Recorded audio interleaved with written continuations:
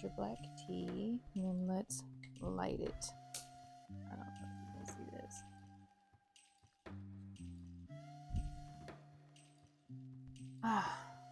This is like one of my favorite places to be. Books everywhere. I just feel so at home.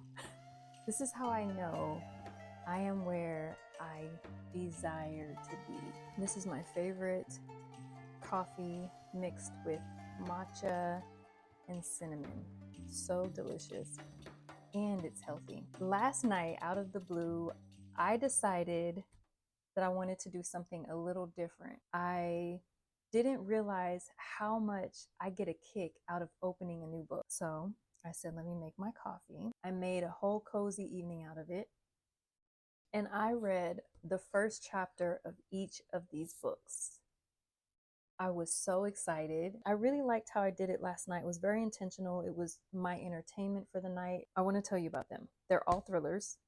And I want to start with the ones that grabbed my attention the most. These are based off of my first impression because I have only read the first chapter. Mind you, all of these books I picked just based off of the cover and the title. I did not look at the excerpt for these books. I'm a risk taker. All right, so The Girl in Town. This is book 1 of 5 books. And the main character, I think, is a detective.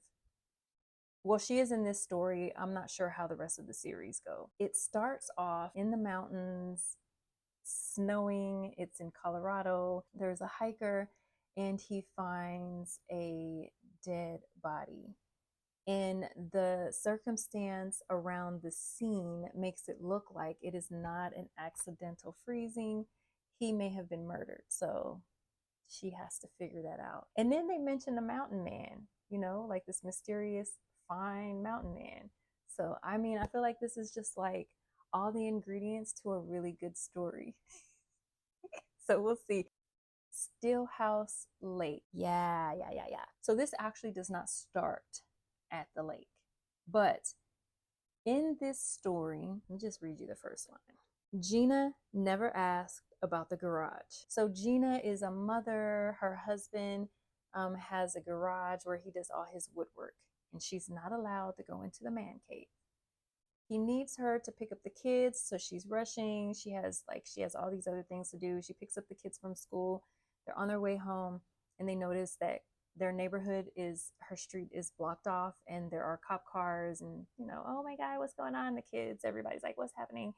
So she pulls up and she realizes that it's her house that they're at, and a truck has driven into her house and crashed into the garage. Do you want me to tell you what's in the garage? It's at the end of chapter 1.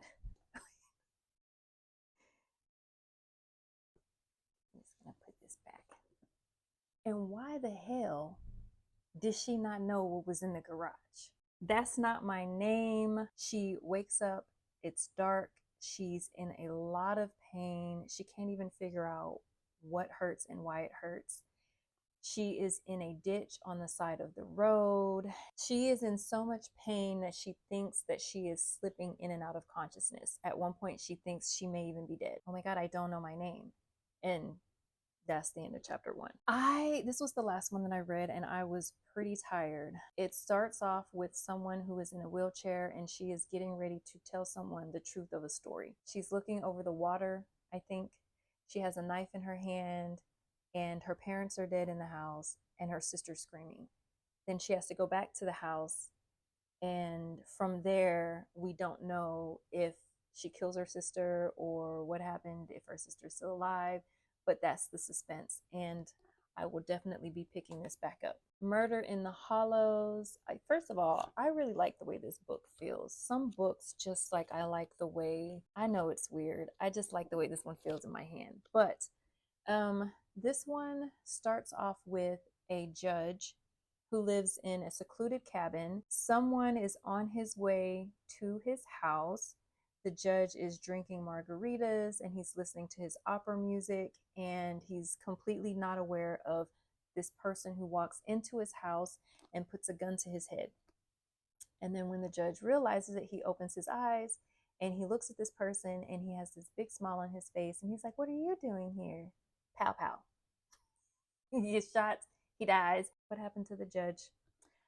All right, you must be new here. The setting is, it takes place in a neighborhood, these houses on the hill that overlook cliffs. And I love mountains and cliffs and lakes. It's my favorite setting.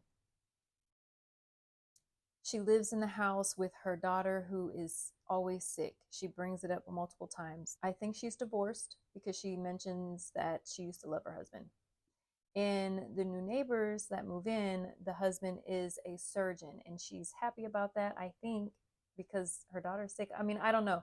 That's all I really know is I honestly don't know. That's it. That was chapter 1, just her giving us the backstory of her life and how these neighbors seem like they may be interesting.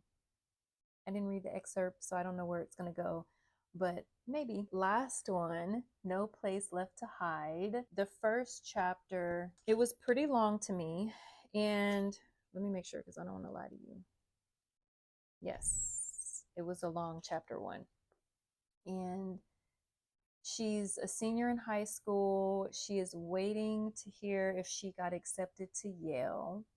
So the whole chapter, she's basically talking about that. Apparently someone died a few months back, maybe longer, I'm not sure. And someone has been harassing her about this mysterious death. So that is the suspense. This one did not hook me. All in all, I had an excellent time. I really I don't think you understand how fun that was for me. These do not count as opened and unread. These are sneak peeks, trailers, previews of what's to come when I'm ready to read them. And in the meantime, I'm going to finish my 12 other books that I started a long time ago, and I need to finish them. And then soon, I'm probably going to pick 3 more thrillers that I want to just dabble my toes in. And I'm going to do this again because when I tell you this was fun, it was fun. So I think that's it. I just wanted to tell you how much fun I had. Let me know if you have read any of these or if any of these sound good to you or look good to you. And yeah, we can carry on a conversation.